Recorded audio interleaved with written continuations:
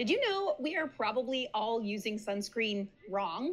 Dermatologists say most of us are not using nearly enough. I cringe when I see people getting burnt on the beach.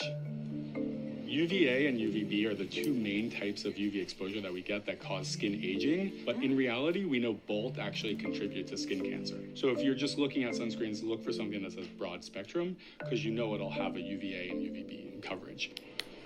They say for your full body, you need about an ounce of sunscreen.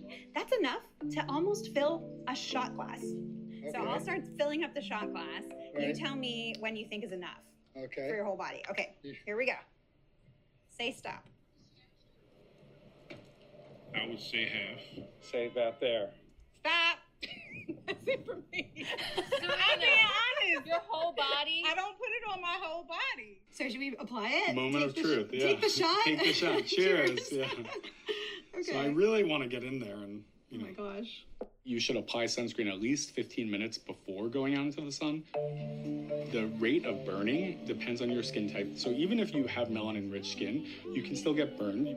The other sort of misconception that if you have an SPF 30, you can stay out in the sun for, 30 minutes or so, but it really is a factor. So it's 30 times your normal time to burn.